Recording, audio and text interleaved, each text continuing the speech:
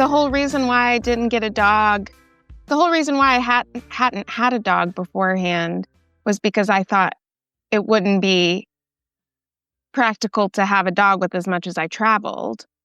And then whenever I adopted him, I was sort of just like, well, the world's ending, so I might as well get a dog now. And uh and then when it got back to touring, we just tried it out, and it was nice to have him just like in the green room, and like it just seemed to like be a nice equalizer of like showing up to a place and everybody loves him, so it's just like it's just a nice equalizer when I walk into a venue and there's like a cute dog that everyone that's working there can like pet and like be nice to, and then it's just nice to have him around. It's like a nice stress reliever, I guess. I found as an introvert that pets are a good way of getting people to approach you and you to approach other people. Yeah. Is he registered as a service dog, or how do you get away with actually like having him in the venue? I just contact them ahead of time. I've only really run into an issue once, and it was just because I just email the venues ahead of time and let them know that, I travel with a dog. He's not a registered service dog. He wouldn't be able to fool anybody. He can't even walk on tile flooring without like having a panic attack. You're his registered support exactly, human. Exactly. And when I'm advancing shows, I just say, hey, I travel with my dog. Is it okay if he just hangs out in the green room while I'm playing? And nobody has had an issue with it. We had an issue one time, and it wasn't because they didn't want the dog in the venue. It was because the venue manager had a rescue dog that didn't like dogs. And so it was just like we already have a dog here and he doesn't like dogs. And so, and he just stayed in the motel while I was doing stuff, and he's fine with that too. But, I don't run into problems with it very often. I like that. Like we hit our one rescue dog quota. So we have one dog with issues here. We can't do two. Is it difficult finding a hotel or motel that will accept a pet?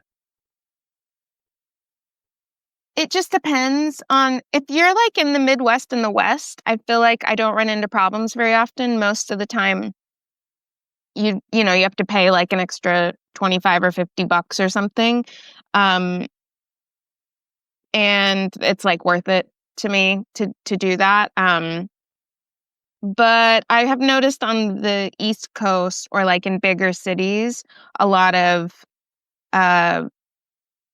motels and hotels, they don't let pets in unless they're like a service animal. So it can get a little trickier, but in that case I usually just I'll just look for an Airbnb or something like that. If I'm traveling by myself, I stay with friends a lot.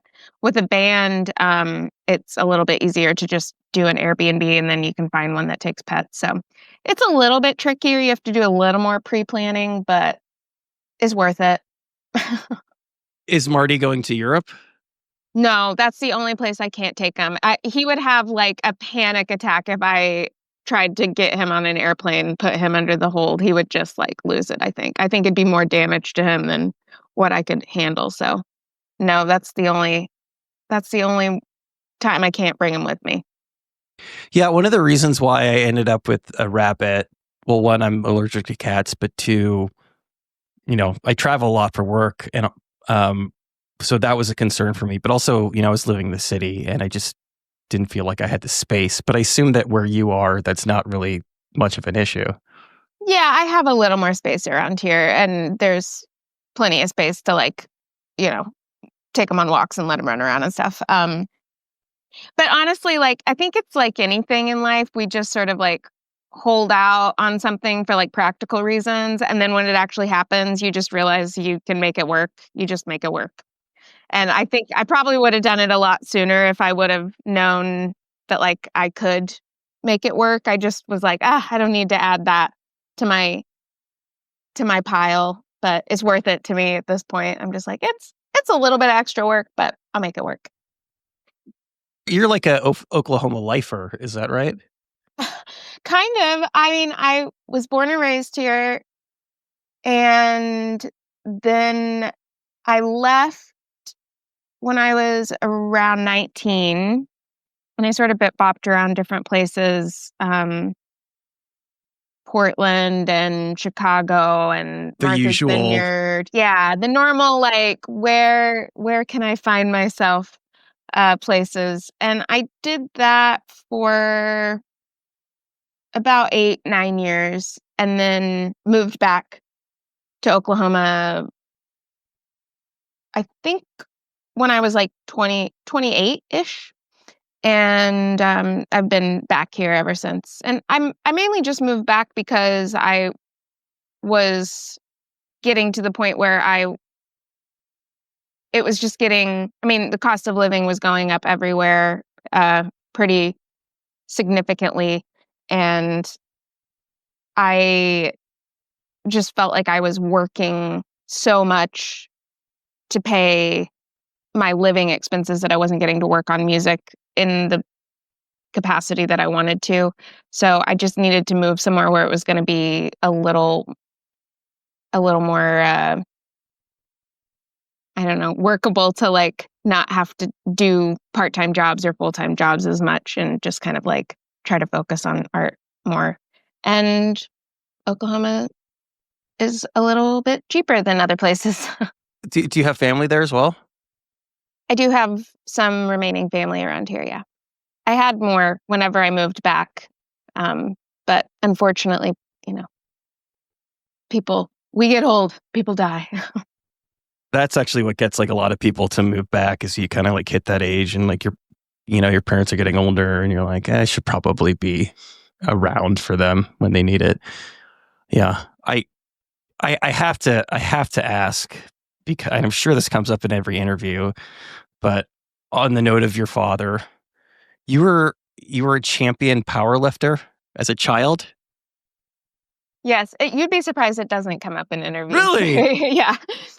Um, yeah, my dad, who actually just passed away in October, he was a uh, he was a world champion powerlifter, quite good, like, one of the best to ever live, and it was sort of a family sport for him, like, his dad was got him into it when he was small because my grandpa was sort of one of those guys working out on Muscle Beach, like, in California in the '60s, and so I he was, like, really into that, and he got my dad into weights, and then my dad, him and his brother and sister, actually, they all were very into it. It was a very, like, family sport sort of thing, and then, of course, whenever my dad my dad opened a gym, like a powerlifting gym, not like a Planet Fitness, but like one where like all the smelly guys like sit in there for like 2 hours and talk and like smoke cigars between grunt and smoke between their sets and stuff. It's very very like greasy, grimy sort of gym, and that's what my dad did while the whole time I was growing up. He owned that gym, and so therefore we got roped into the family business of, it's like that's just where we were all the time, so it wasn't like there was anything else to do other than, like, do this thing that he was doing, and, I guess just, like, from genetics or whatever, I was kind of good at it, and, when you're young and a girl growing up, like, around a lot of guys and you have, like, your own weird daddy issues and stuff, whenever you're good at something that, like, is impressive to a bunch of, men, I think you kind of lean into that, and so that's sort of why I leaned into it whenever I was younger. But yeah, um I did that, I competed in it, and I did that really up until I was, like, 16, and then I just sort of decided that's whenever I kind of, like, hit my rebellious stage, and I was like, "You know what? I don't actually like this, I'm just doing it because it's, like, the thing." And so that's when I got into what I do now. it's so funny that your rebellion had to be against powerlifting, because I know. can't imagine that that's a common thing. Although I assume you've seen Love Lies Bleeding, that movie. No. Oh, you haven't? Oh, you got to Uh-uh. see it. It came out like it's Kristen Stewart's in it. It came out like a year or two ago. Okay. It's an A24 movie, and the main character, her family owns a gym, and then the other main character is like a female powerlifter. I can't believe you haven't heard of this What? movie. This seems Okay. like, yeah. This sounds like I'm gonna have a lot of like insight into this. Yes, I'm writing this down right now. I can't believe I'm wrong. I don't know the other actress's name, but she's like also a very famous bodybuilder. I think it's on Max, if you have Max. I do. I'm gonna watch it tonight. Okay, yeah. Let me know what you think. I'm like curious because I've not gotten that perspective from it. Sorry. Anyway, like that was a total side, but yeah, I was saying, yeah, you had to rebel against powerlifting, which is probably not like it's not really a normal thing that most people go through. No, it's not. I mean, in a way, it's kind of funny now that I'm older and like can sort of see things in hindsight. The life that my dad was living, like, because powerlifting is not a paying sport. Like, you do it like for the love of it, really. And a little bit for the glory, but there's like no money in it at all. So it's exactly like music. Yes, exactly. And so he had to come up with a lot of like creative ways to like make a living. And that's because he was like traveling around for these competitions. And that's sort of like what he built his business around. He realized that he would get to a competition and like a lifter would forget like some gear, or there'd be family members there whose like video camera or stopped working, so they couldn't like videotape the meet. So my dad started recognizing all of these things, and so he started basically bringing along a merch table, more or less, to all of the powerlifting competitions. He was selling. He'd have me and my brother, basically like little kids, selling equipment that maybe people forgot or like didn't have in their bag, or we would also videotape all of the meet. So that way people would buy copies of the VHS tapes from us that we would send them in the mail afterwards so they could watch the meet. And so this was like how my dad made a living. He was just like basically selling merch. And I was like, oh, that's kind of what I do like now. It's like I go to these places to do the thing that's not really like I'm traveling a long ways to get to these places, and I do the thing that I've like prepared and worked to present to people, and then I sell merch afterwards. Yeah, I don't make money on the actual like art that I produce, but Right. a t-shirt with my face on it will sell. Yeah. Yeah. Yeah, I appreciate that from the standpoint of, I think, well, I don't know. Obviously, like I don't know what your relationship, it sounds like you were close with your dad was necessarily, or what you necessarily thought about what he did for a living, but it sounds like you were able to recognize early on that having a side hustle it's not something to be ashamed of. Yeah, 100%. I will say I'm grateful for that. There was also this, I think one of the first times that it registered with me, like side hustle and art kind of go hand in hand, was when I was 15 or 16. When I'd get out of school, I'd drive by the Blockbuster and rent a video and then watch it that evening, and then, return it the next morning whenever I'd go to school or whatever. And so I developed like a pretty good relationship with some of the people that work there, and they started just like recommending things to me. Like I wouldn't even go in and pick anything out. They'd just like have something for me whenever I showed up. And when I was 15 or 16, I got given a movie, which it's my favorite movie of all time now because it's become so like ingrained. It's a documentary called American Movie. Oh God, I love that movie. Yeah, it's my favorite. Mike just passed like in the last couple of years. Yeah. Yeah. I've got another story about this, but American Movie, I watched this and I was just like, it was so inspiring to me, actually, because it was the first example I think I had ever seen of a person who was an artist because they like just had to like make things. And Yeah. it was just kind of understood that like you would always probably have to have a side hustle in order to like fund the thing that you really felt like you were meant to do and wanted to do. And I think, it's not ideal. Like, yes, we would all love to just be able to like spend our time only on art.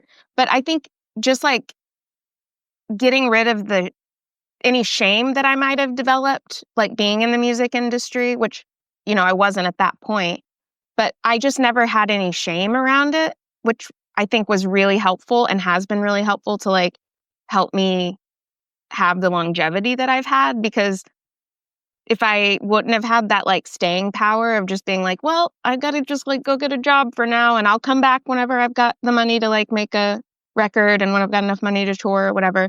I think if I wouldn't have been able to see that as something that was like totally acceptable, I just wouldn't have been able to like keep making records. I think a lot of people get so wrapped up in like the shame of being like they're not making it or something if they have to have another job or a side hustle or something.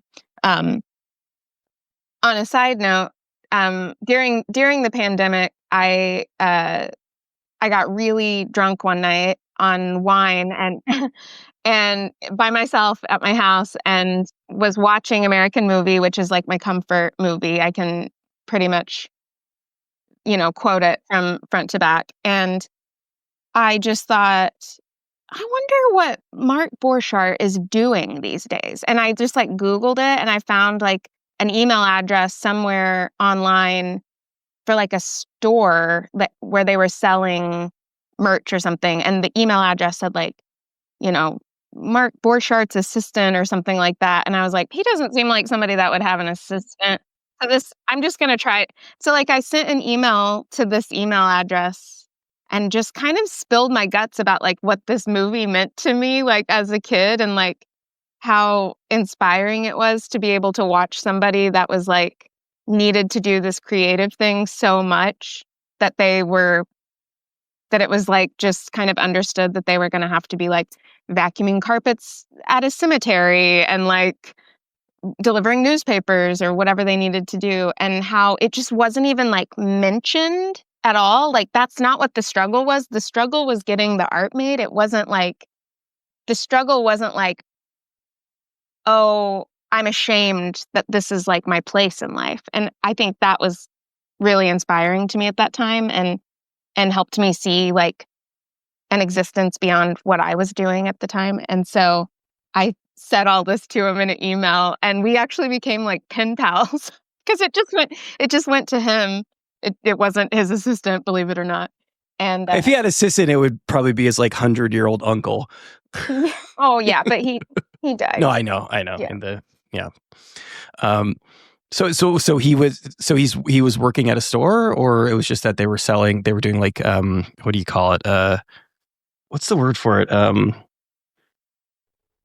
God, I can't think of it. Or where they sell your stuff for you. I can't believe I can't. Oh, you mean Mart? Yeah.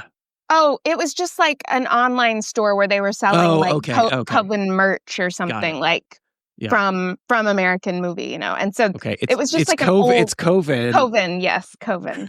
Not Coven, yeah. No, it is. Wait, it is. No, sorry, I got it wrong. It is Coven. It is Coven. Yeah. It is, but in the movie, that's like part of the whole argument is like people don't know. He's calling it Coven, but all of the actors are like, it's pronounced Coven.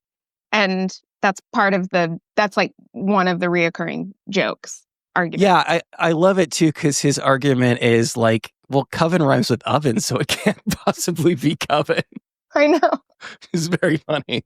But yeah, I mean, like say what you will about the art that he made. I mean, he was somebody with a singular vision, and he was somebody who like faced, obviously everybody faces different kinds of adversity, but was, facing a lot of adversity, and he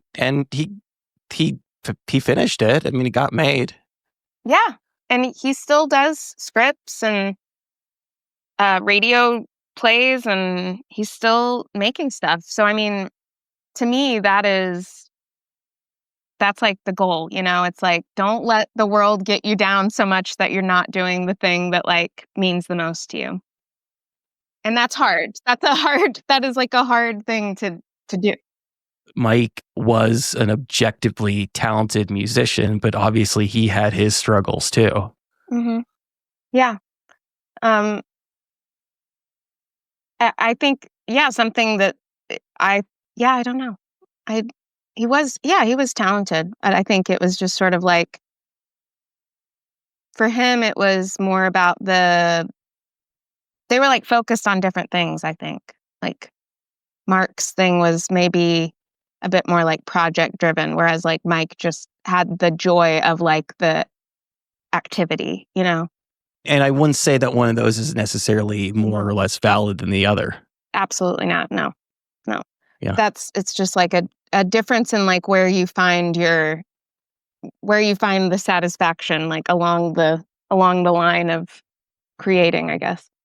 Part of the reason why we went down that road is, mentions, I think maybe in the press materials, like some of the jobs that you had. And one of them, I was like, oh, I know that she is going to be okay with the fact that I've moved this conversation back because I have a sick rabbit, because you worked at wildlife rescue. Yes, I did. And my main job was cleaning out possum cages, because around here, that's a lot of what we got. Just numerous amounts of possums, either baby ones from like moms that had been killed, or ones that had been like hit by a car or injured, or we got so many possums, and I had to clean out their cages. So a lot of like,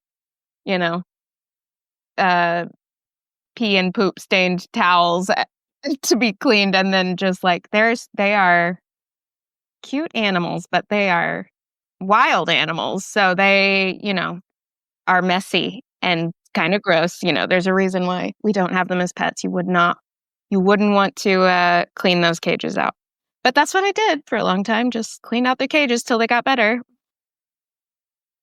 And you weren't allowed to like be all cutesy with them, because they don't want you to like try to get them used to humans, so you just kind of have to ignore them while you're like, cleaning their poop. A few years ago, I started volunteering at a food pantry, and like prior to that, I didn't.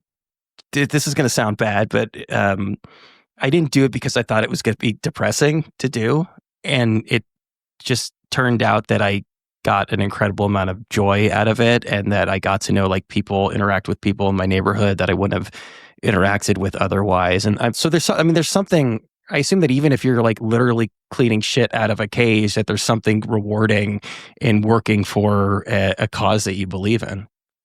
Yeah, for me, I feel like it.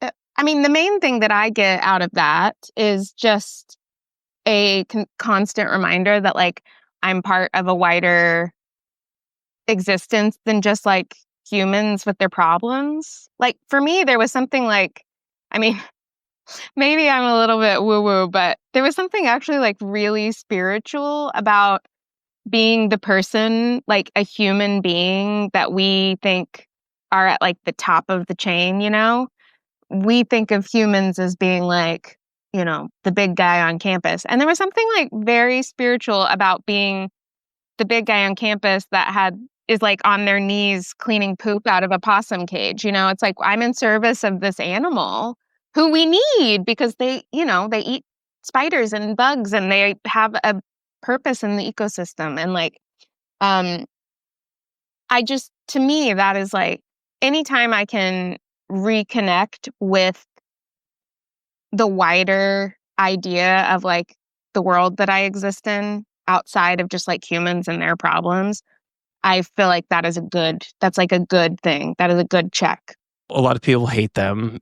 A lot of people think they're pests. And I wonder, I don't know, maybe this is kind of corny to even ask, but I wonder if part of your appreciation for them is almost like cultural, of like having this wider appreciation for nature and the role it plays. Yeah, I mean, there is definitely, I'm probably like it's easier for me to get to that sort of woo-woo place because of like my indigenous background. I mean, I was raised to treat nature and animals and with like reverence and respect and like um even even things that we consider like inanimate plants and weather patterns, those also had I was raised to believe they also like had a spirit and um not personification, but just like they also should be respected and revered. And so yeah, maybe it is a little bit easier for me to get to that place, but no, I definitely think that there is like there's some I think that it's the the like artificial world that we've built for ourselves in Western society has separated us more and more and more from things like just having your feet in the grass or um, being able to watch a storm roll in and have that like respect for it and see how powerful it is rather than just like, oh, it ruined my plans for the evening and now I can't, go do XYZ with my friends because there's a tornado. And just seeing like how instead just being forced to like stand in awe of it. So I think I'm constantly trying to like find moments where I can reconnect with into that world. I just feel like it makes me like a better person. It makes me a better observer, which makes me a better writer, which makes me, you know, I just think better in general for my community, for my friends, for my family, for my dog. One of the things that I appreciate that my parents did, because otherwise I would have had a kind of boring, like, just standard, suburban white person childhood is, my mom felt it was really important for us to go to synagogue and to be, in touch with, with that cultural side of things. Were your parents, was that important to your parents? Was that something that they made sure that you were connected to? I mean, not Judaism, obviously, but indigenous. No, they didn't care about Judaism. I think I was mainly getting the importance of connecting with like my Choctaw values more so from my grandparents and my great grandparents. Mm. More than my parents. I think they're because of a lot of the history, the indigenous history in this country with boarding schools and things like that. There have been like generational breaks of or like certain amounts of shame applied to um, what it means to be indigenous, throughout pretty recent history. So, um, for whatever reason, the way that it affected my family unit, I wasn't getting it as much from my parents. I was more so getting it from the older members of my family. Um, I think that also had to do with our location because I grew up with my parents off reservation, but a lot of my grandparents, my great grandparents, my cousins, they were living down in Choctaw Nation uh, reservation in southeastern Oklahoma, which is where we would spend all of our summers. And so it was probably just a lot of that is like just location based. It's like that was a more ingrained part of their lives because they were like living in the thick of it still. Um, so yeah, honestly, I feel like through my um through my I becoming more connected with it and learning more about it as the older members of my family were teaching me, and I was, I think, becoming more interested in like language learning and different other like cultural things. I think then my parents kind of reignited their interest in it, like through me kind of being interested in it. But the language part seems especially important because everything is just so homogenized now that like so many languages have just completely died off over the last couple centuries. yeah, the language part is increasingly important to me, just because with language, when you start becoming disconnected from the language, you're more likely to lose a big part of like the cultural meaning behind a lot of the traditions, because language affects so much about how we think about things. Like when we, like, for instance, when I write a song in the Choctaw language, I'm not just thinking about what I want to say in English and then translating it to Choctaw. It's more about like thinking, because it doesn't work like that. Like there's not words for certain things. There's certain words in Choctaw mean, the meaning of it isn't quite the same. There's just like, okay, so a very simplified example of this is like in Choctaw, we don't have a word for "you're welcome" because culturally, there, like in English, we have a word for "you're welcome" because anytime we do something for someone, it's assumed that we're like going out of our way to do something, and then that person needs to like acknowledge that we've done something for them. That it's not a necessary part of life to help people.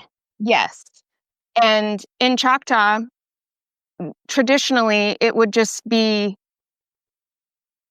our word whenever someone, when someone wants to say "you're welcome." If someone says "yak okay," thank you, you just say "ome," which means okay. It just means yeah. That's basically, you're just acknowledging that, but you're not acknowledging it with a "you're welcome. I went out of my way to like provide for a fellow human." You're just saying, yeah, of course I would do this for you. We both exist on this planet and we help each other out, and this is just what people do. And so that's like a very simplified version of it, but there are instances of that like throughout the language where, you know, the language affects like how you think about the world that you live in. So you have to write like with that mindset. And so when you start losing a language or there's fewer people speaking it, you're losing like the value system kind of within that culture. You're losing like the method behind how that system ran, how that culture ran. So that's why the language thing has become increasingly more important to me. And I think, you know, now especially I've kind of just recently made like a pretty intense dedication of myself, like moving forward, that like this is something that's going to be a high priority for me in my life moving forward. That's an incredibly interesting point. Yeah, the things that you don't think about when a language just kind of disappears from Earth, and I'm wondering, you know, I'm going to put you on the spot here, but I'm wondering if there's anything that you can think of that works the opposite way, as far as there's a word for it in Choctaw, and we just don't have that same word in English. I mean, probably. I'm trying to think of. They have those really like super long compound words in German that like express some like emotion, like some very like niche emotion or something like that. Well, something interesting is there aren't like in English, things have genders. Like people have genders. So there's different words that you use to refer to gendered things. And there's just not that in Choctaw. Like that's just it wasn't a priority. It didn't to them I think it didn't change the meaning of anything. And so there's no real like nothing changes with gender like it does like in a lot of like romance languages or English, I guess. That's not a great example, but I'm trying to think if there's like an act. I know what you mean by like the big compounded words. While you think of that, though, I mean that is interesting in of itself. I'm trying to learn Spanish like for the 20th time in my life, and like in Spanish, like everything is gendered. Like tables are gendered. Yeah. And I'm wondering, like, do you think that? Because I honestly think this is a really relevant topic right now, like given all of the bullshit that's happening in the world. Do you think that the elimination of genders in that way makes for a more egalitarian society? I mean, that's a huge question. I mean, like from my perspective, I think that makes sense. It's so interesting because I think it's kind of like it's not so much about the gender, it's about like the baggage tied to it. So like it's not that a lot of these indigenous tribes had like there was no gender roles. There definitely were like gender roles. Like it's just that I think the baggage that we think about like in our society where like men's jobs are somehow like inherently more important than like women's jobs or like all of that was sort of just equaled out a little bit more. So it's not that there was like and when I say equaled out a little more, it's because Choctaws were a matriarchal society, so all wealth passed down through like the woman's side.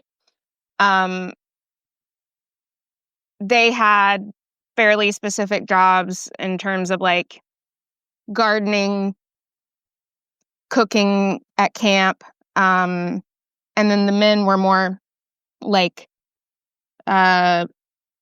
transitory, doing hunting or scouting or that sort of thing.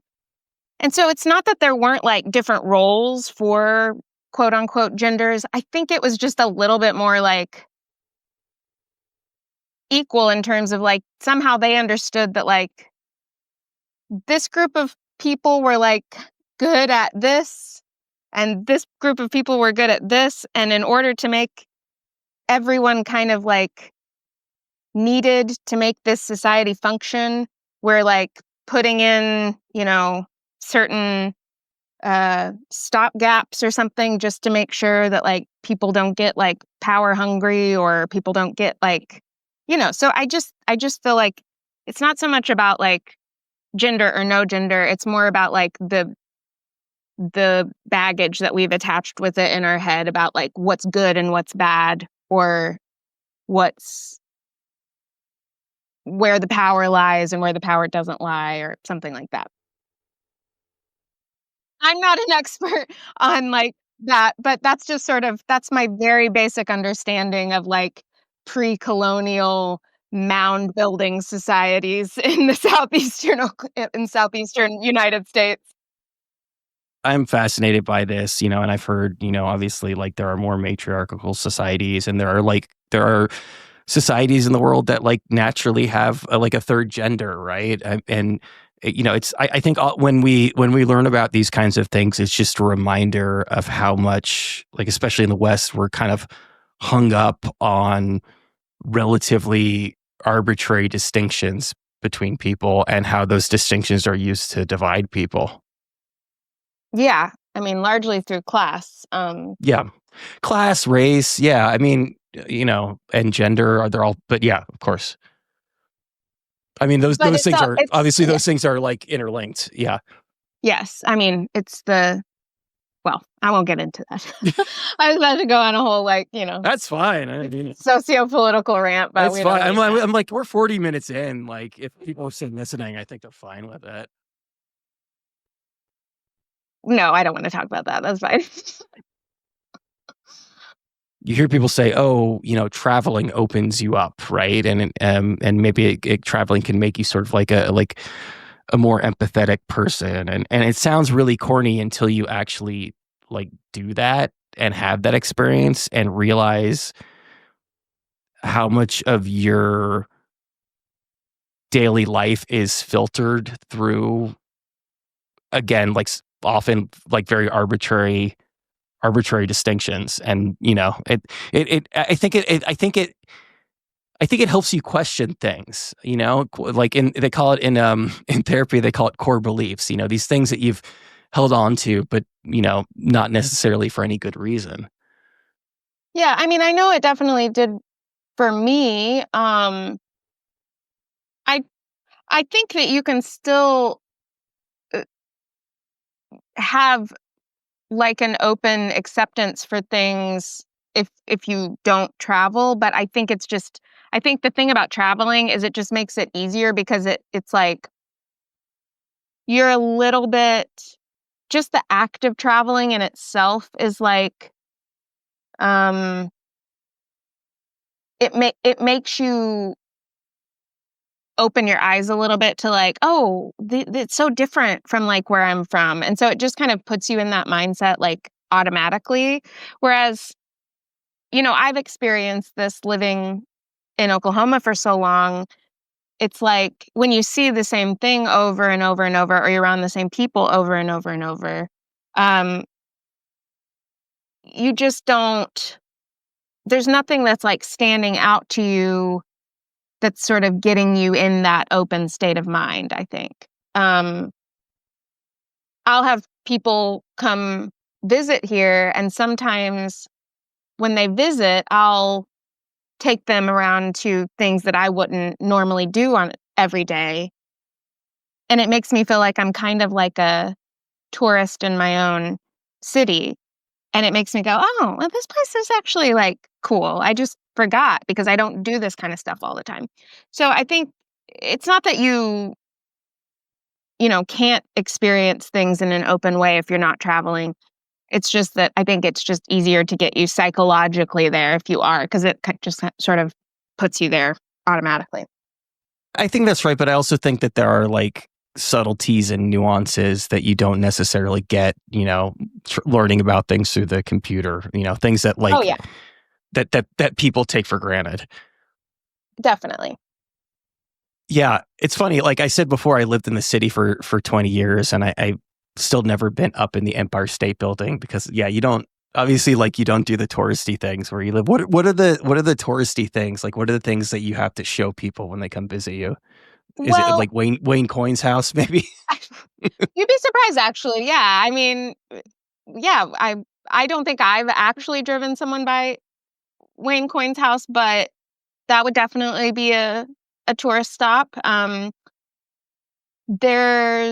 usually always like to take people to one of the buffalo preserves because people love to see bison. I mean, bison are just like amazing and they don't exist where a lot of people live. So, yeah, I like to take people to go see the bison.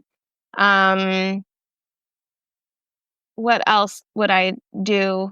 Probably like the salt flats are really cool. There's like this area that is like a dried up lake. It's like a small version of this, I guess, like the Salt Lake kind of, but it's just like an area that you can walk out on and like dig salt crystals. But it's just kind of like stark in Oklahoma because it's just like a giant white plain. All of a sudden, you're like out of this red dirt, like canyony sort of landscape, just into this like big white plain. So I don't know. I guess I end up doing like more outdoorsy stuff just because that's like what I like to see when I go places. I'm trying to think if there's like, I don't know. See, just like you asking me, it's like I'm sure there's things that people think of when they think of Oklahoma, and I'm like I'm not thinking about like what they are. I don't know. I read a book about this recently, so this is springing to mind. But the Salt Flats, I don't think it's necessarily the ones in Oklahoma. Maybe it's like in Nevada, but those are where they break all the land speed records because they're like the flattest places that you can possibly go to. Yeah. I don't think they would do it at these. I don't know that they're big enough. These ones I don't think are big enough. But I have heard that. Yeah, I think I mean, I don't know. I don't know what other things people would do here. What do you think of when you think of Oklahoma? Do you have any like any idea? I mean, I think a lot of people think that we all live in covered wagons still or something, but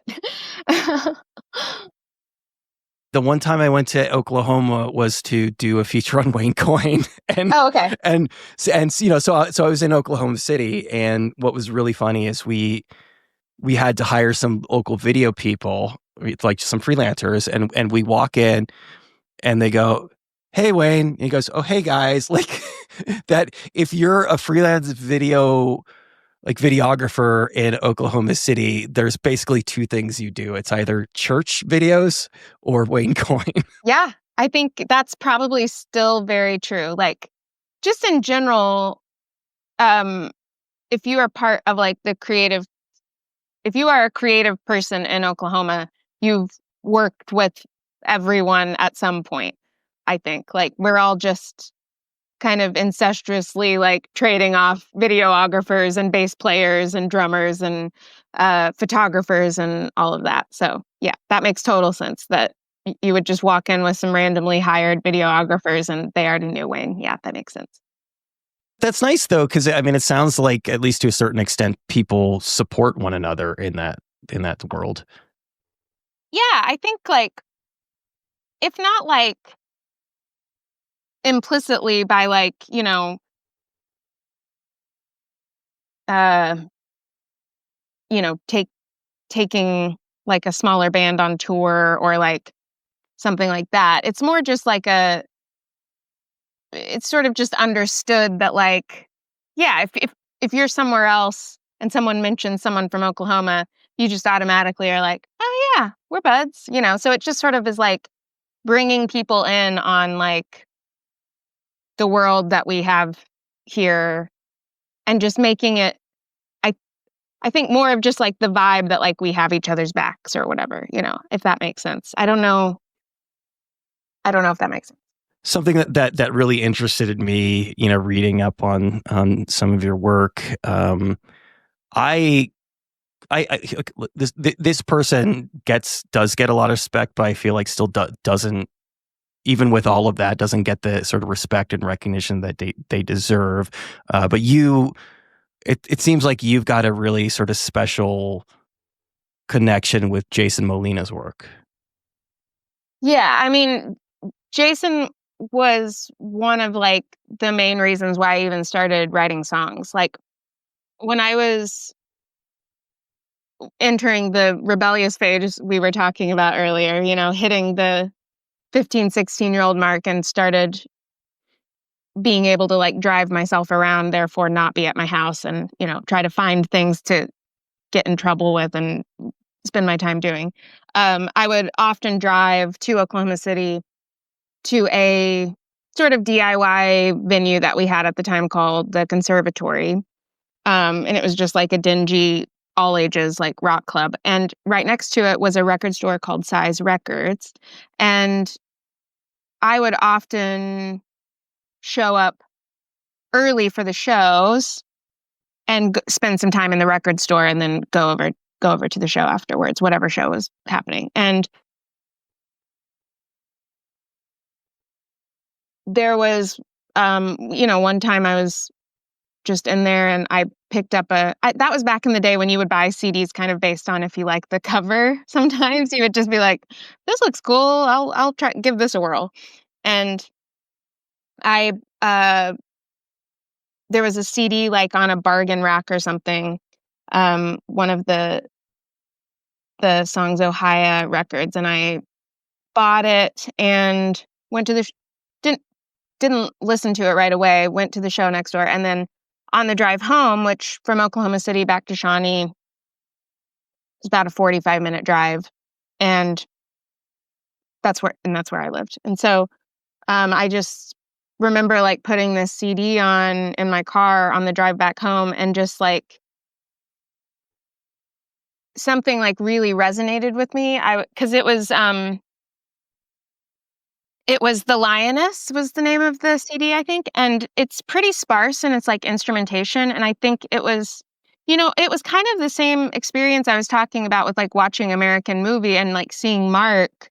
It was just like, this guy's an artist and he delivers newspapers. And it was sort of, I had that same moment with like Jason where I was like, this guy is making really affecting, like these songs are very affecting to me right now. Like I'm having like a very deep experience, but what he's doing doesn't seem impossible to me. In that moment, I was just like, okay, so he's got a voice and he's got a guitar and there's like a Casio drum machine or something. And it just felt like I was like, I can put together in my mind the steps to like try to attempt something like that record. Whereas at the time, I'm coming out of like 90s era, early 2000s, like pop music, or even the alternative rock, like it was very produced and shiny and big and like, I mean, great. That's like some of my favorite music, but there's a long way between a kid sitting in her living room watching MTV, watching like a very shiny Mandy Moore video and being like, trying to put yourself in that. That feels like a very far stretch. The thing that felt like I could put together the steps was listening to a Songs Ohio record and being like, okay, voice, guitar, emotional, like something emotional to like sing about, maybe a drum machine. Like it was like, I can go home and work on this. I could do something like this. So I think, that was sort of that was the initial connection for me. But then also I think I connect really deeply with his like love-hate relationship with like his Midwesternness, It's like this thing that has shaped him, and like this place that has shaped him and like made him who he is and given him his perspective and his voice, and the thing that has also like lent so much to his pain, and just like wanting like that longing, that like back and forth, that push and pull of just being like, I need this and I need to get away from it, and I need it and I need to get away from it. And I think like that resonated with me a lot too. I mean, I've lived that in my life, I think, in a way. It's like, I need it because it is so much of like who I am. It's like where I feel at home. It's where I feel myself. But at the same time, like it's traumatized me and I want to get away from it. So, I feel like luckily I've been able to like come to peace with that in a lot of ways that Jason wasn't able to. But yeah, he's like been a huge influence for me, like since the very beginning of me like starting to write songs.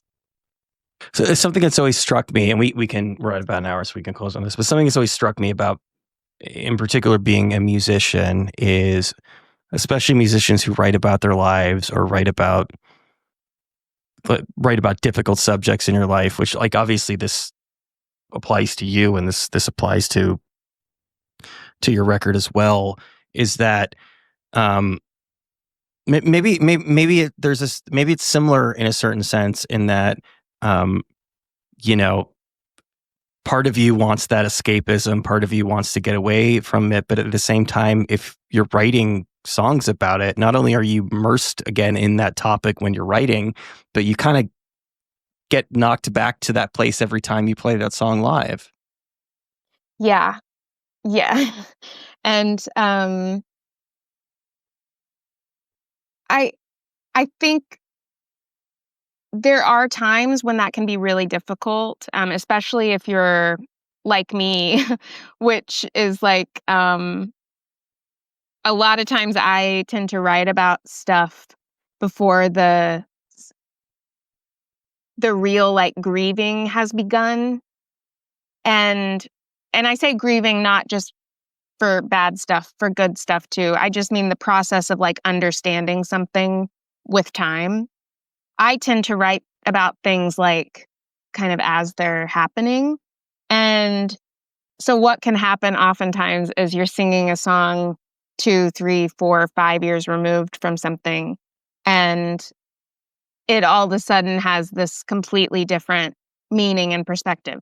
I find that really like beautiful, and I find it to be very lucky actually, because otherwise I think it would get really boring to like play the same songs night after night. So I actually find it to be like a really cathartic and interesting process to be at a point where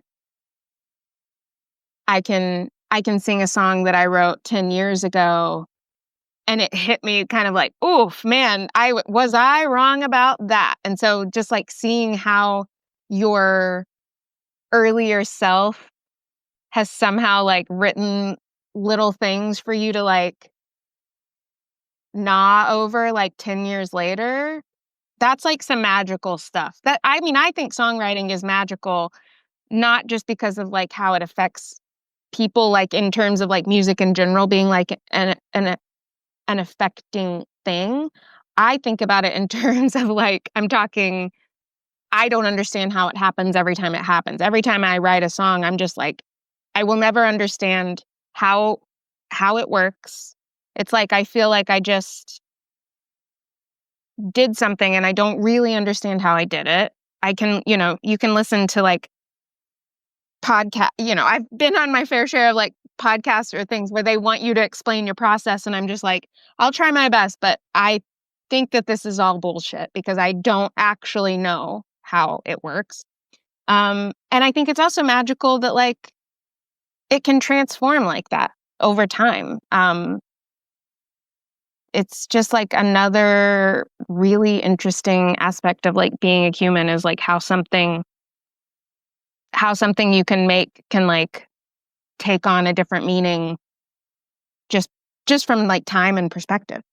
Um I don't know if you've had this similar experience, but a lot of musicians I talk to have. So there's that aspect of it that obviously like different points in your life, you're going to contextualize things differently. But I've also talked to a lot of musicians who are like, 5 or 6 years removed from the song, play the song, and they finally understand what the song's about. yeah, yeah. I experience that a lot actually when I'm in the recording process. I feel like cuz I will, it'll take 2 or 3 years, well, maybe not 2 or 3, but a couple of years to get songs together for a record. And then during the recording process or during the mixing process, you're having to listen to these songs like over and over and over, for the mixing process and things like that. And I feel like that's whenever, or sequencing, you're trying to like figure out the right sequence for the record. So you're having to spend a lot of time with these songs that you're kind of past the point of listening to them in like a technical way, or like as a producer or as an editor, you're kind of like thinking about it in a more passive way. And that's when that happens for me a lot of times, when I'm just like, oh, okay, I get that now. I know why I put that line there. I always thought that line was kind of like like I didn't really understand it, but it sounded good, and so I just went with it. And then like new meanings kind of like come out during that process for me a lot. So yeah, I have that experience.